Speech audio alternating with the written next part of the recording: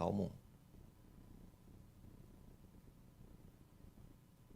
Aí eu tinha programado para fazer o 2, mas como eu fiz muita referência no Salmo 1, falando no 2, então eu andei para trás, né? Vou fazer o Salmo 1 hoje.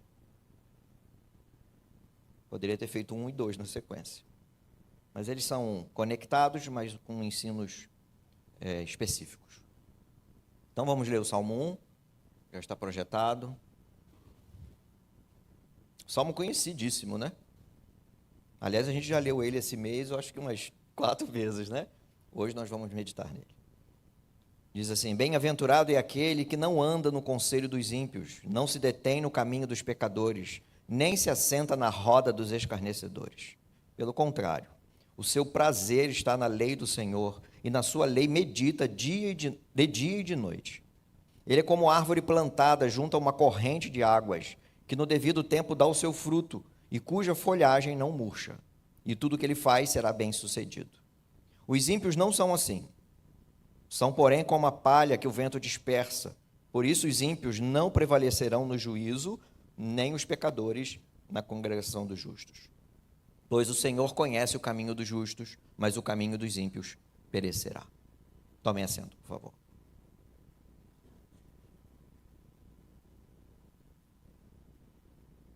Como eu disse, meditando no Salmo 2, o Salmo 1 e o 2, né, bem possível que sejam a introdução de todo o saltério. Grande parte dos comentaristas fazem essa abordagem. Enquanto o Salmo 1 fala de um indivíduo, fala de um homem, o Salmo 2 fala das nações rebeldes. Aqui fala do justo e do ímpio, os caminhos. Então é o caminho de todo homem, caminho de toda a humanidade, só tem 2 caminhos. É o que o Salmo 1 trata. Então o Salmo 2 fala das nações rebeldes e do juízo. E o Salmo 1 começa com bem-aventurança, o Salmo 2 termina com bem-aventurança. O Salmo 1 começa com bem-aventurança e termina com juízo. E o Salmo 2 começa com Deus dando risada da pirraça das nações e termina com bem-aventurança daqueles que beijam o Filho, conforme nós vimos. Esse é um salmo conhecido e basicamente ele trata de 2 caminhos. Talvez o verso 6 seja a chave dele. O verso 6 é a conclusão e a chave de todo o salmo. Ele trata de 2 caminhos, ele tem muitas dicotomias, muitas questões de contrastes. Então tem o justo, tem o ímpio, tem a árvore plantada, tem a folha seca, tem a árvore junto às águas, que tem a folhagem bonita, verde, e tem a palha seca. Então tem sempre contraste nesse salmo. Ele fala de salvação e juízo. É um salmo que dá o tom de todo o saltério, porque, na verdade, de toda a Bíblia. Porque toda a Bíblia trata de salvação e juízo. Então ele dá o tom do saltério, todo o livro de Salmo, e dá o tom da Bíblia. Em especial o Novo Testamento. Quando Jesus vai ensinando, os apóstolos vão ensinando e culmina no Apocalipse, mostrando salvação e juízo. Então é um salmo importantíssimo para a gente entender a dinâmica ou o drama das Escrituras. Aliás, tem um livro com esse nome, recomendo a leitura. Para a gente entender, então, o drama e toda a dinâmica da salvação. A gente pode dividir esse salmo em 2 partes ou 3. Prefiro 3. Seriam os versos 1 ao 3, falando dos justos, o verso 4 e 5 falando dos ímpios, e o verso 6 daria a conclusão. Mas também é possível colocar o verso 6 na parte dos ímpios, tá bom? Varia de acordo com o comentarista ou de acordo com os teólogos. Então vamos aos versos 1 e 3, que falam dos justos. Fica com a sua Bíblia aberta. O verso 1, então, trata das questões negativas, do que não fazer, o que ele não gosta, o que ele não faz. E o verso 2, das questões positivas do justo. O que ele faz, qual é o prazer, onde ele se coloca, onde ele tem prazer, onde ele tem júbilo. É isso o verso 2. Então, o verso 1, ele diz assim: bem-aventurado é aquele. Ele não diz a palavra justo aqui. Perceba que a gente só vai ver essa palavra lá no final. Por isso que o verso 6 é o que dá o tom do salmo. Porque a gente entende que esse justo lá do verso 6 é o que está lá no início, é o mesmo. Ele já começa a fazer a distinção desde o início. Então, bem-aventurado é aquele, na sua Bíblia, talvez, alguma tradução diga, bem-aventurado é o homem. E aqui é homem, sexo masculino. A palavra original é ish. Algumas traduções colocaram aquele. Mas é um homem aqui. É claro que a aplicação é para todos. Mas o texto está falando de um homem. Então, bem-aventurado é o homem que não. Então, tem não, não e não. Que não anda no conselho dos ímpios. Não se detém no caminho dos pecadores. Nem se assenta na roda dos escarnecedores. Ele é bem-aventurado porque ele toma essas decisões. Percebam então que as palavras ímpios, pecadores e escarnecedores são sinônimos. Tá? Alguns teólogos dizem que há uma degradação aqui, tá? de profundidade do pecado. Não me parece um recurso literário de um paralelismo entre ímpio, pecador e escarnecedores. São pessoas que zombam de Deus, que não querem saber de Deus, escarnecem de Deus. Então, me parecem ser sinônimos. Não são filhos de Deus aqui. Então, percebam ainda que de modo nenhum o justo se alia com gente deliberadamente rebelde, deliberadamente zombadora de Deus. Não há comunhão, pois ele não ouve os conselhos, ele não anda junto e nem se assenta para comunhão, à mesa de gente que despreza o Deus dos céus. O texto não está tratando de se isolar do mundo. Jesus, em João 17, na oração sacerdotal, ele diz, Pai, proteja-os com a verdade, mas ele não pede, Pai, ele diz, eu não peço que os tires do mundo, mas que proteja-os. Falando dos seus discípulos e depois, lá no meio para o final da oração, ele fala da gente, aqueles que hão de crer. Então, não é sobre isolar do mundo, não é sobre entrar numa caverna e se fechar, não é sobre ir para outro planeta, não é sobre entrar no mosteiro, fechar os grandes portões e ficar lá, porque todo lugar tem pecadores. Onde tiver gente, haverá pecadores. Se tiver um só, ele é o único pecador lá. Não é sobre isso. É sobre não viver conforme o padrão desses pecadores, desses rebeldes deliberados. Porque a alegria não está, desse homem, não está nos padrões, nos valores e nas atitudes desses pecadores, desses escarnecedores. O prazer do justo está em outra coisa. O prazer do justo está sobre outros valores. Como diz Tiago, capítulo 4, gente infiel, vocês não sabem que a amizade do mundo é inimizade contra Deus? Aquele, pois, que quiser ser amigo do mundo, se torna inimigo de Deus. Então, não é sobre ir para outro planeta. Entrar num foguete, ou a nave espacial e ir para outro lugar. Então, aquele que quiser ser amigo do mundo não estará em amizade com Deus. Não é deixar de ter contato, porque inevitavelmente teremos contato, mas é deixar de ter comunhão. E aí parece estranho. Mas Jesus esteve com os pecadores, pecadores que queriam ouvir de salvação. Jesus não comeu à mesa com fariseus e saduceus deliberadamente rebeldes. Não tem. E aí nós mudamos as coisas. Então não é sobre se isolar, não é deixar de ter contato, porque nós teremos contato, é sobre comunhão de valores. É isso que esse homem que o salmista fala, e aí muito provavelmente foi Davi o autor, é sobre estes valores. O Warren Wiersbe diz assim, só um minuto, mudou. Se seguirmos os conselhos errados, ficaremos com as companhias erradas e, por fim, nos assentaremos com as pessoas erradas. Veja que aqui é um movimento de ouvir, de andar com e de se assentar com. Se eu começar a ouvir os conselhos errados, ficaremos com as companhias erradas, que é o caminho, e, por fim, nos assentaremos com as pessoas erradas. Então, é sobre comunhão. É sobre isso. E a gente precisa ter cuidado com essas coisas. Verso 2, então, ao contrário do verso 1, que fala das questões negativas, não, não e não, ele diz, então, onde é, por que esse homem tem prazer. Onde, em que valor que ele tem prazer? Ele aponta então para o lado positivo. O prazer do justo, então, não está em andar com pecadores, nem ter comunhão com eles, mas em obedecer, agradar, conhecer e temer ao Senhor. Por isso, o seu prazer, o seu deleite, sua satisfação, o seu júbilo está na lei do Senhor. E aí, às vezes, eu fico perguntando para mim mesmo e pergunto aos irmãos: nós temos prazer na lei do Senhor? Prazer. E nós sabemos o que é prazer. Satisfação. Alegria na lei do Senhor. Júbilo. Júbilo é mais que alegria, é festa. Júbilo na lei do Senhor.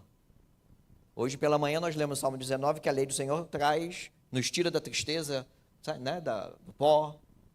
Então traz alegria, traz renovo. Aqui é sobre prazer. Tem outros textos? Tem. Eu vou citar 2 do Salmo 119. 119:16. Terei prazer nos teus decretos, não me esquecerei da tua palavra.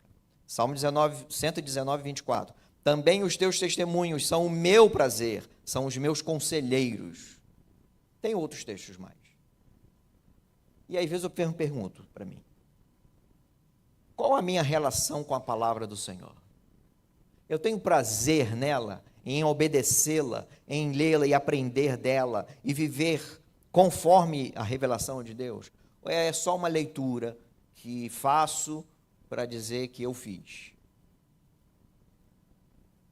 Não está tratando aqui de conhecimento, tá? De intelecto, está tratando de prazer. O prazer deste homem do Salmo é na lei, na palavra do Senhor. Penso eu que nós temos alguns quilômetros para andar, para caminhar, para chegarmos perto deste homem do Salmo. É uma percepção particular, que nós estamos muito aquém deste homem do Salmo aqui, desse homem bem-aventurado, desse homem feliz, desse homem mais do que feliz, conforme diz o Robson, mais do que feliz. Por quê? Porque o seu prazer está na lei do Senhor. Como é que ele faz, como é que ele demonstra isso? Está no mesmo verso. Porque ele medita nesta lei dia e noite. Porque o seu prazer é agradar a Deus. O seu prazer é estar em Deus. Por isso ele medita continuamente. A palavra aqui traduzida por meditar é hagá. Ela dá uma ideia de falar baixinho, sabe? Quando você está lendo, bem-aventurado é aquele que não anda no conselho dos ímpios, nem se detém no caminho dos pecadores, nem se assenta na roda dos escarnecedores. Mas o seu prazer está na lei do Senhor. Sabe quando você lê assim e fala com você mesmo assim? Também dá a ideia de ruminar. Os animais que ruminam, eles ficam com a comida na boca durante muito tempo, mastigando, mastigando, mastigando. É a mesma ideia. Da gente passar o dia com a lei do Senhor, que já lemos, aí tem que ler, né? Porque ela não brota, tem que ler. O dia inteiro com ela na mente, ruminando no coração e aprendendo dela e tendo prazer nela. É sobre isso. Então significa meditar continuamente e profundamente nas Escrituras. Você fez o seu devocional particular e continua meditando naquilo que leu. Se nós não estamos fazendo assim, vivendo assim, repito o que eu falei ainda há pouco, nós estamos muito aquém desse homem do Salmo. Muito aquém. Mas queremos ser bem-aventurados. A gente só esquece da parte do verso 2, para sermos bem-aventurados. O verso 3, então, mostra, ensina, como é a vida desse homem. Ele é como uma árvore plantada. Foi plantado, não brotou sozinho. Uma árvore plantada, vistosa, com folhas verdes, forte, grande e que dá frutos. É uma árvore saudável, é uma árvore firme diante das tempestades, uma árvore frutífera de acordo com as estações. E suas obras são bem-sucedidas, elas têm resultado. A ilustração de uma árvore plantada aparece em outros textos na Bíblia. A gente vai precisar percorrer alguns para mostrar que esse salmo não está isolado da teologia bíblica. Aparecem outros textos. Então, ela foi plantada por alguém. E ela representa alguma coisa. Deus mesmo diz sobre isso a Jeremias. Os que se afastavam de Deus confiavam em homens e no poderio humano de outras nações para livrar Judá, que estava sendo atacada. Estes eram como arbustos secos. Mas os que confiavam em Deus eram como árvores plantadas perto das águas. Jeremias, capítulo 17, diz assim: bendito aquele que confia no Senhor e cuja esperança é o Senhor, porque ele é como a árvore plantada junto às águas, que estende as suas raízes para o ribeiro e não receia quando vem o calor, porque as suas folhas permanecem verdes, e no ano da seca não se perturba, nem deixa de dar fruto. Olha, o homem justo foi plantado pelo Senhor, perto das águas, e passa por tempestades, sequidão, mas suas raízes são fortes e vigorosas para enfrentar as dificuldades. Percebem a dependência deste homem bem-aventurado, que é uma árvore grande, a dependência dele do Senhor, para que ele seja esta árvore vigorosa? Porque ele medita na lei do Senhor dia e noite, ele rumina a lei do Senhor. Ele se deleita no Senhor. Isaías 61, texto que Jesus disse lá em Lucas 4, que nele, em Jesus, se cumpriu a profecia de salvação. E ele diz assim: o Espírito do Senhor está sobre mim, porque o Senhor me ungiu para pregar boas novas aos pobres, enviou-me a curar os quebrantados de coração, a proclamar a libertação aos cativos e a pôr em liberdade os algemados, a apregoar o ano aceitável do Senhor e o dia da vingança do nosso Deus, a consolar todos os que choram e a pôr sobre os que choram em Sião uma coroa em vez de cinzas, óleo de alegria em vez de pranto, manto de louvor em vez de espírito angustiado. Eles serão chamados carvalhos de justiça, plantados pelo Senhor para a sua glória. Carvalho é uma árvore grande, forte, gigantesca, que aguenta os ventos, aguenta as tempestades. Plantados por Deus. São justos. É o justo do Salmo 1. Este homem bem-aventurado tem que ver com salvação. Perceba que o texto de Isaías, Jesus mesmo disse que era sobre ele. Este homem aqui é um salvo do Salmo 1. É sobre isso. Então, na salvação, somos como carvalhos de justiça, árvores fortes, grandes, plantados para a justiça e glória de Deus. A mesma ideia que nós encontramos em Colossenses, mas não é sobre árvore. Mas percebam o movimento. Ele nos libertou do poder das trevas e nos transportou para o reino do seu Filho amado, em quem temos a redenção, a remissão dos pecados. Percebam, plantados por Deus, plantados junto aos ribeiros das águas, transportados do império das trevas para o império de luz, o reino de luz de Cristo. É Deus quem faz. Foi Deus quem plantou este homem aqui, do verso 3 do Salmo 1.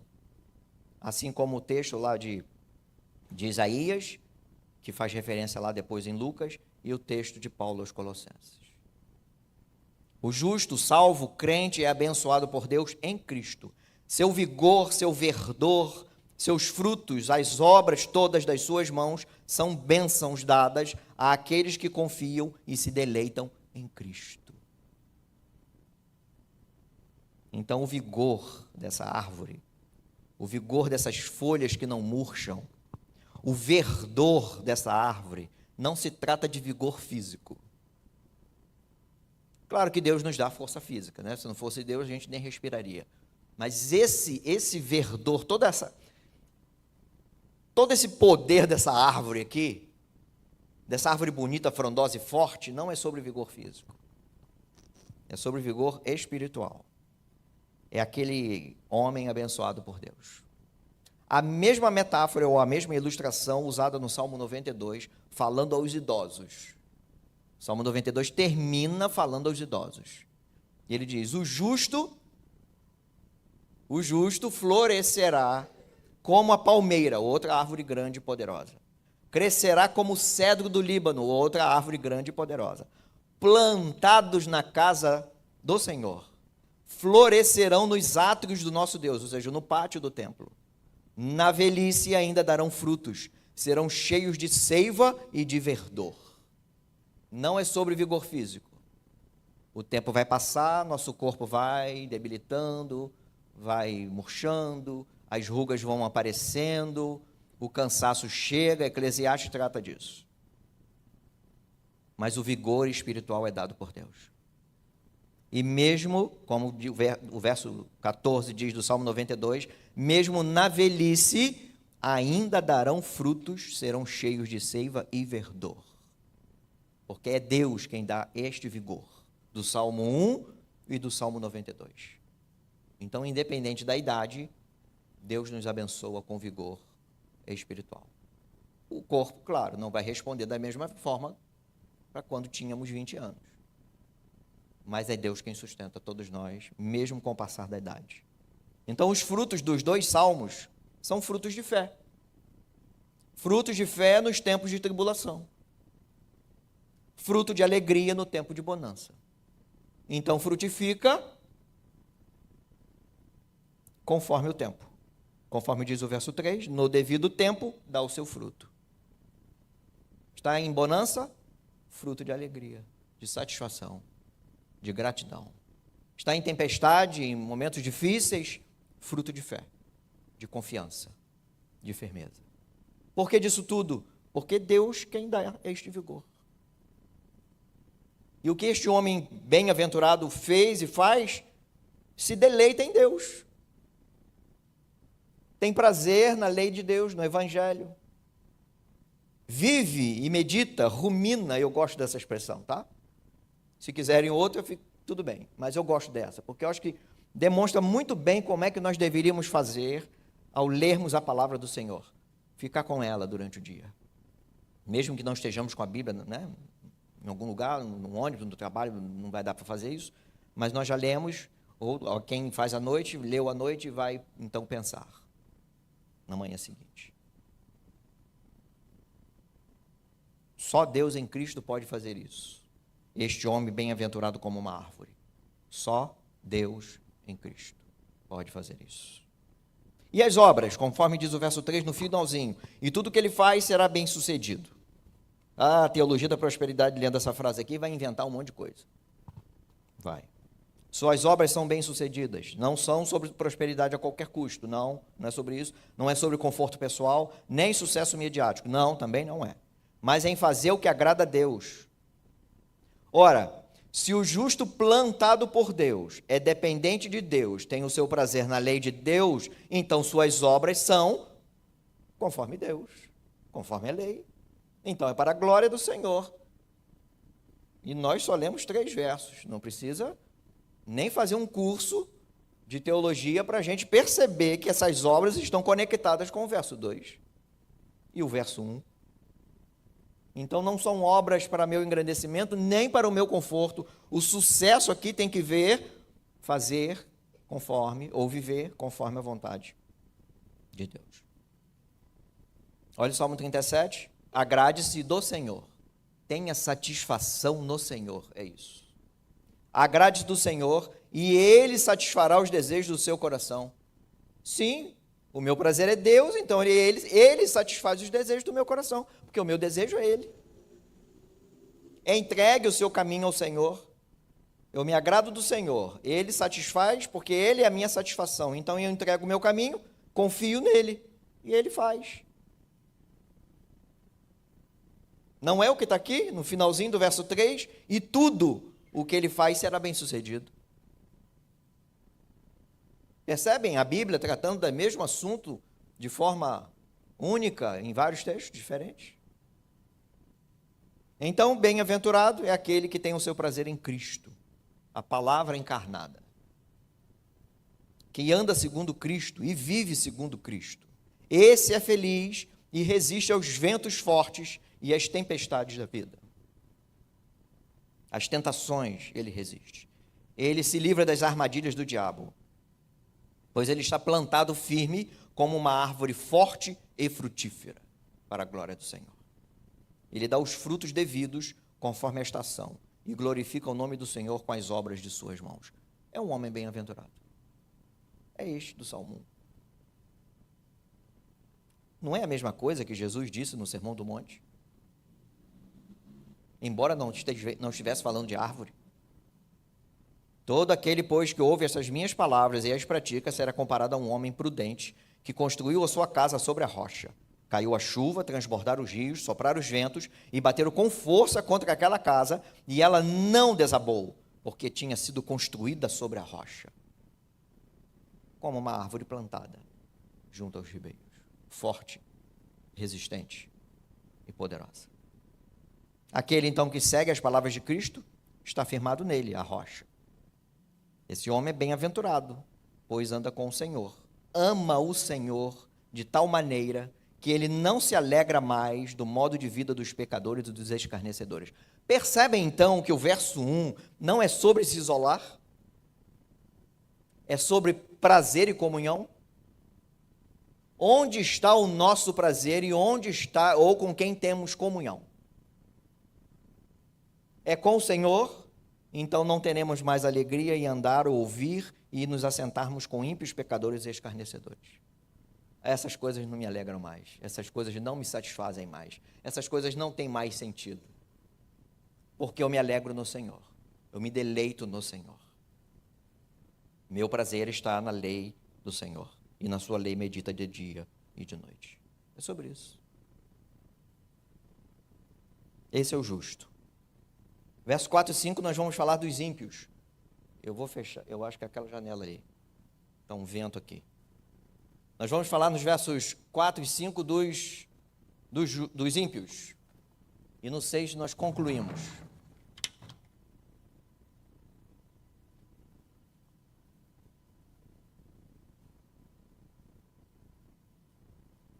Verso 4 e 5 diz, os ímpios não são assim. Percebem o contraste aqui? Eles não são como o justo, não são como aquele homem bem-aventurado. Como ele é, então? Ele é como palha. Olha o contraste, uma árvore grande plantada junto à corrente de águas, e aqui uma palha. A palha não dá fruto de nada. Nem está firmada em lugar nenhum. Nem está plantada em lugar nenhum. Nem está firme. E ainda diz que o vento dispersa. Por isso os ímpios não prevalecerão no juízo, nem na congregação dos justos. Nem os pecadores na congregação dos justos. Então há contraste aqui bem forte. O salmista fez questão de colocar logo na sequência, ele falou de uma árvore plantada, com as folhas bonitas, com frutos, e depois fala de uma palha, que o vento leva, alguém varre, e aí junta e bota no fogo. É para isso. Então os ímpios não são bem-sucedidos, pois não fazem a vontade de Deus, e nem se importam com ela.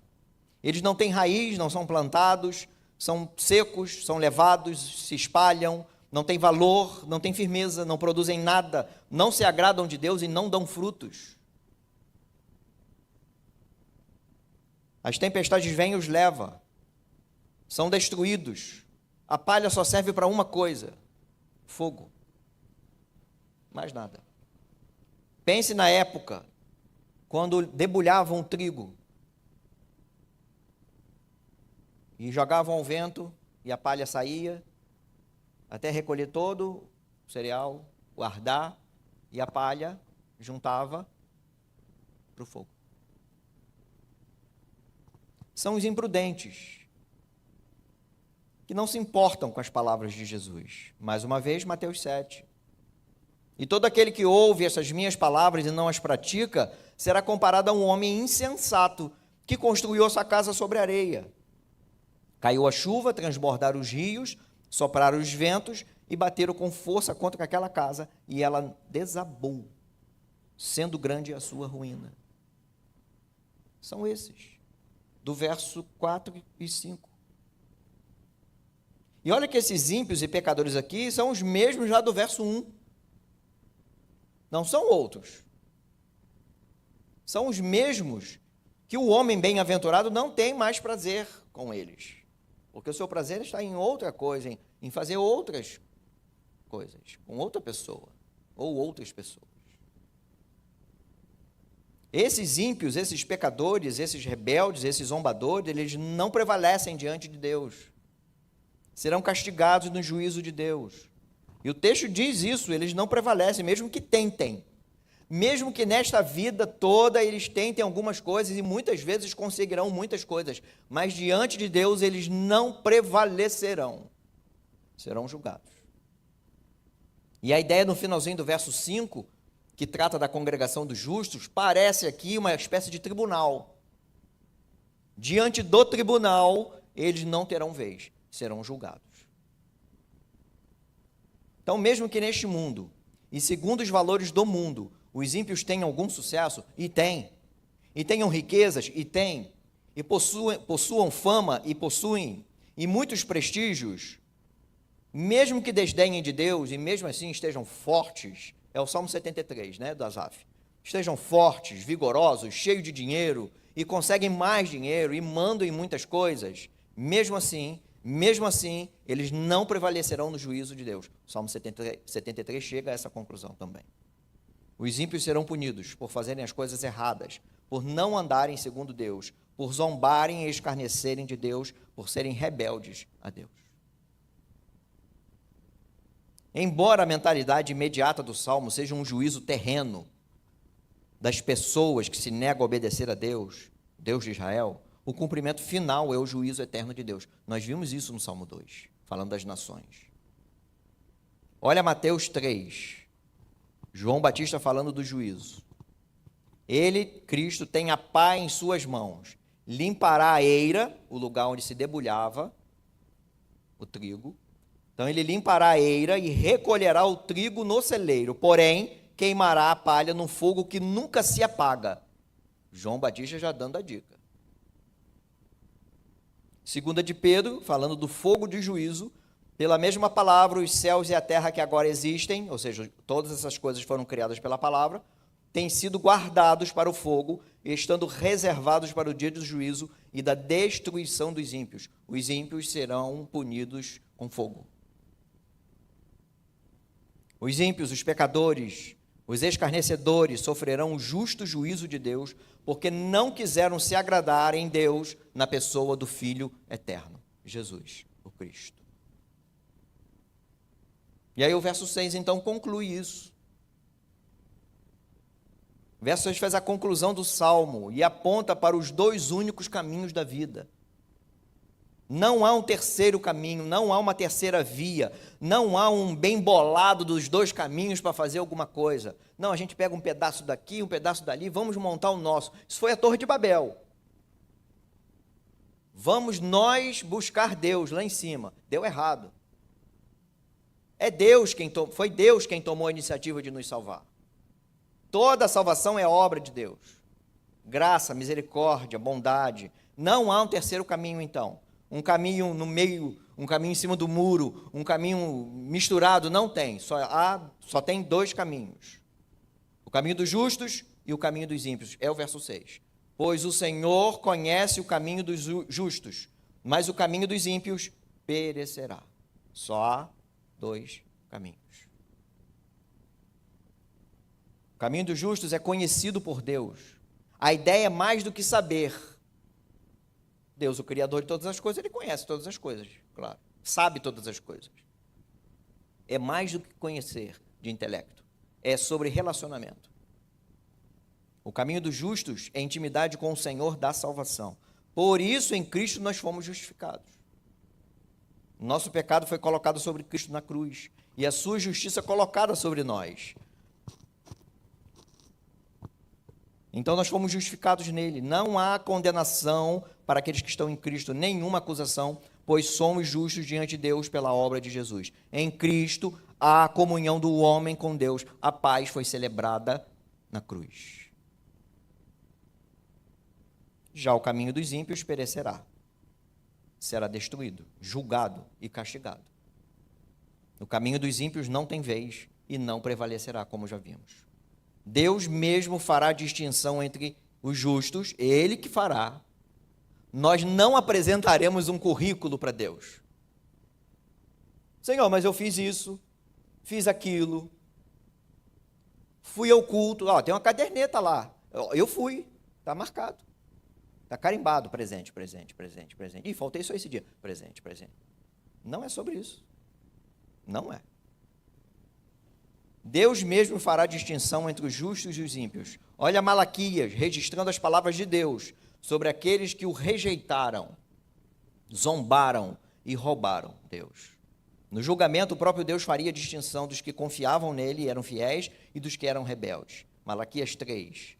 Eles serão a minha propriedade peculiar, naquele dia que eu preparei, diz o Senhor dos Exércitos. Eu os pouparei como um homem poupa seu filho que o serve. Então vocês verão mais uma vez a diferença entre o justo e o ímpio, entre o que serve a Deus e o que não serve. Na sequência, o capítulo trata dessa distinção. E Deus diz que vai trazer juízo. Então, não se trata de fazer coisas. Salvação não é sobre fazer coisas, mesmo que boas. Mas é sobre relacionamento com Cristo para a salvação. Não basta vir ao culto para a salvação. O salvo que se agrada em Deus, o bem-aventurado que tem prazer na lei do Senhor, ele vem. Pastor insistindo ou não, ele vem. Porque ele sabe que é o melhor lugar que deve estar, ou que deveria estar, no dia da adoração. Então não é sobre isso. Também não é sobre dizer Senhor Jesus, nem sobre serviço. É sobre relacionamento íntimo com Cristo. Nem todo que me diz Senhor, Senhor entrará no reino dos céus, mas aquele que faz a vontade de meu Pai que está nos céus. Muitos naquele dia vão me dizer, Senhor, Senhor, nós não profetizamos em seu nome, em seu nome nós não expulsamos demônios, em seu nome não fizemos muitos milagres. Então lhes direi claramente, eu nunca conheci vocês. Afastem-se de mim, vocês que praticam o mal. É sobre ser conhecido por Deus, é sobre conhecer Deus na pessoa de Cristo, o Salvador. É sobre relacionamento. E a gente teima em fazer caderneta, a gente teima em fazer currículo para apresentar ao Senhor. Nós precisamos é viver com prazer na lei do Senhor. Aquele que tem prazer na lei do Senhor, tem prazer no Senhor. Por isso os ímpios perecerão. Eles não são conhecidos por Cristo. Percebe que não é sobre saber o nome, onde mora, não é sobre isso, é sobre intimidade, é sobre relacionamento. Não são conhecidos por Cristo, não se relacionam com o Senhor, então não terão cuidado do Senhor. É sobre isso. Perceberam então que o Salmo dá o tom de toda a Bíblia? Toda a Bíblia é sobre redenção, o Deus de misericórdia salvando a humanidade pecadora que não quer saber dele. E aí manda o Filho para que os pecados dessa gente que não quer saber dele sejam punidos. E Deus resgatando e cuidando aqueles que ele salvou. E mantendo e segurando e mantendo fiéis até o final, porque senão a gente descamba. É isso, o Salmo 1 dá o tom da Bíblia inteira. O drama das Escrituras, é o drama da redenção. É sobre isso. Duas aplicações. Aos crentes. Deleitem-se, tenham prazer, se refestelem na palavra do Senhor. Não use a Bíblia como peso de papel lá na sua estante. Só. Use-a como fonte de vida. É ela quem dá alegria ao salmista e o faz conhecer Deus e ser conhecido por Ele. Faça a mesma coisa.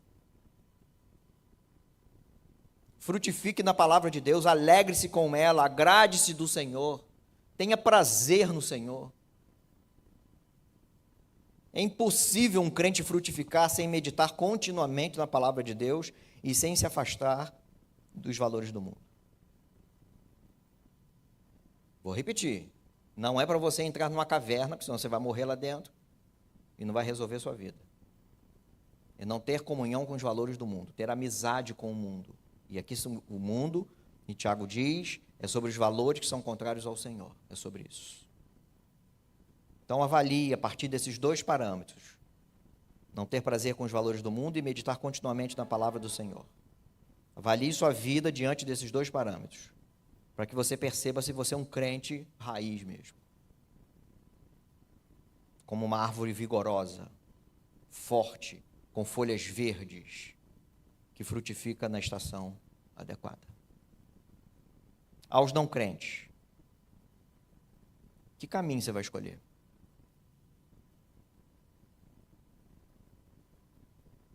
Eu já preguei, esse é o segundo salmo, né?